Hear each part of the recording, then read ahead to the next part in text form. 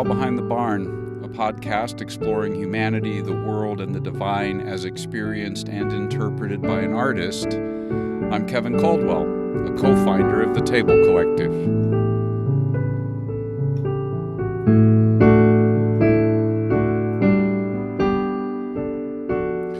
Well, in this episode, I'm going to sort of try an experiment, and instead of adding a lot of new content, this is really more of a sort of meditative wrap-up of prior episodes in which I've been trying to explore what different voices, quantum physics, and different religious heritages, and my own artistic intuitions have to say about the nature of the world, the where of the where and when did I begin. And so I've explored all those things in these past episodes, and this time really all I want to do is go back to some of the poetry and music that I've presented in past episodes and weave some of those pieces together here as a sort of extended meditative practice. And I say it's an experiment because I'm not really sure how it'll work or how effective and meaningful it will be for you, my listener, but I have found it meaningful and I want to share it with you. And so the very first of those artistic expressions that I want to share is the poem I wrote as I was inspired by my explorations of quantum physics. It's a poem called Rippling Skies, and if you've listened to the episodes, of course, you've heard it before, but I want to present it here. Again, it's my artistic way, my imaginative way of trying to express what I at least learned from quantum physics and how that has caused me to see the world and to experience it. And so as we enter into that, when I say these are meditative approaches, I'm just inviting you to allow the words and the musical accompaniment that goes with the poems and other songs and the instrumental pieces to just affect you without necessarily trying to fully grasp everything cognitively, but to allow yourself to enter it from that space of intuition and imagination and whatever these pieces evoke for you in that. So I would just encourage you to take a few moments to breathe, to get collected, as it were, and to be present to yourself and to the environment around you, and then to these pieces. I'll pause in between them to set up each one, but this first one is inspired by how I have interpreted quantum physics as an artist. Rippling skies. I turn my eyes, the sky ripples, canopy of lights glowing, red, growing, slowing, dying, already dead. Seeds in the cinders of stars, worlds of worlds in an ember, every pregnant ash, a fullness of empty vastness, a point of ripening intensity, density of verdant heat, explosive power, every burst births a cycle, expanding, despanding, unspanding, respanding, expanding again, universes begetting universes. Beside, within, before, after are the words that we agree to use, as if we know. Words are flotsam, floating atop inscrutable, unfathomable seas, teeming with creatures frolicking with gleeful disregard for the laws of our pragmatic, reassuring, necessary grammar. But really? Every world is a where with no there, and a there with no where, in a when with no then, a then with no when. We live as we live because we must live as if we live in place and time, with these people, and plants, and pets, and problems, as if all of this, in fact, works the way it seems to work, the way we need it to work, need to believe it works in order to set foot outside a door on a winter morning or to see and name in wonder a setting sun. Because this is the only way I can live as this I who lives this way. But really? really, I carry in myself and am myself carried by universes begetting universes, expanding, despanding, unspanding, respanding, expanding again, every burst birthing in a cycle, a density of verdant heat, explosive power, a point of ripening intensity, a fullness of empty vastness, every pregnant ash, worlds of worlds in an ember, seeds in the cinders of stars, already dead, slowing, dying, red, growing, a canopy of lights glowing in the rippling sky. I turn my eyes.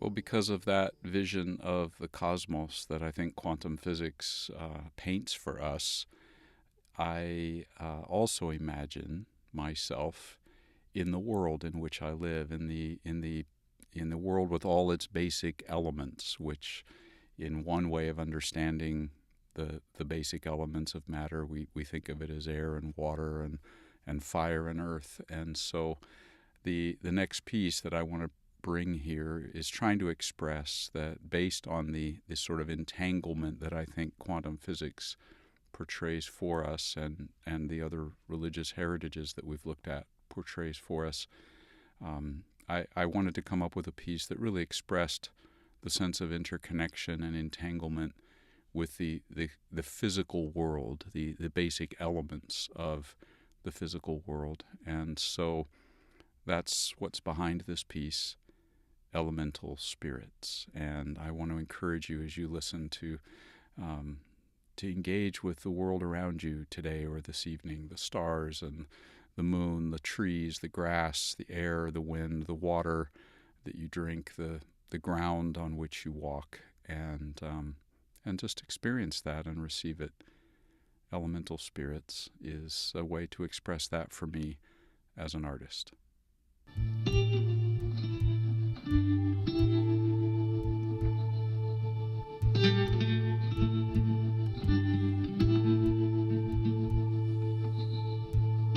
I'm gonna step onto the earth, gonna sink my feet deep in. I'm gonna let it bury all of me, let it soak into my skin. I'm in the earth, and the earth is in me. Elemental spirits, elemental spirits. I'm gonna step into the wind, open wide and breathe it in. I'm gonna feel it wrap around me, let it soak into my skin. I'm in the wind, and the wind is in me. Elemental spirits, elemental spirits. I'm gonna go down to the water, I'm gonna walk right in, sink down to the tall around me, let it soak into my skin. I'm in the water is in me. Elemental spirits, elemental spirits. I'm gonna reach out for the fire, I'm I'm gonna stick my hands right in. Let the heat and burn surround me. Let it soak into my skin. I'm in the fire, and the fire is in me.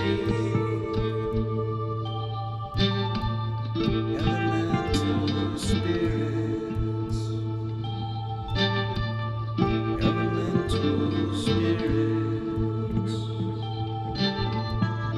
elemental spirits, elemental spirits.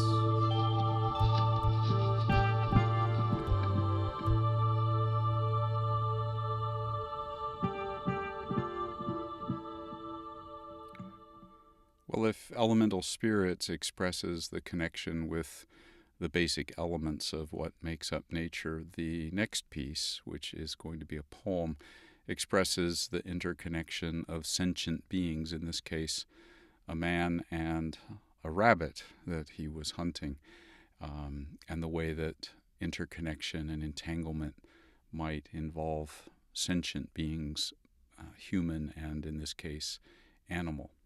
And so at this point, I want to invite us, as I did with elemental spirits, to, if you see animals today, birds and other critters in your path of life, to maybe pause and really intentionally be aware of your interconnection with them and the potential of that. And one way of expressing it is the way I've expressed it here in this poem, which I've called Hunting. I run gun in hand behind panting hounds that flow like floodwater through the oaks. I follow, my mind full of the scene I will find. A snarling terror pinned against a tree, the dogs who will part as I raise the polished steel, the eyes of my prey when I take my aim. I arrive. There's already blood on the ground and in the teeth of hounds, and plastered into the fur of the cornered beast, a hair. I lower the barrel, stoop to a knee, touch a patch of the red chalky dust, put a finger to my tongue, and taste the musky metallic living animal heat. The hair is longer up my arms, wiry on my legs, bristling down my back. I hear, smell, see, fear, flee, stumble in the dust, gasping heart, limbs burning, dart right, leap. There are teeth ripping, a sudden fire. Legs fail. There is wood. A tree. I turn. A man. He's on a knee, a finger to his lips. I stand beneath the tree, gun on the ground. The beast is still. Drying blood turns to flakes of rust on a fallen leaf.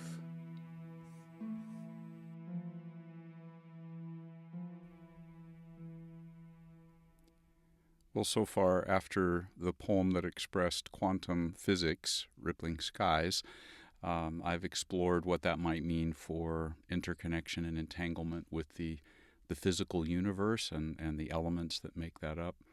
I've explored what that might mean with other sentient beings in the animal world. And in this next piece, I explore what that might mean for places. And it's going back to my song, Bakersfield, in which the city of Bakersfield becomes almost a living being, an entity, a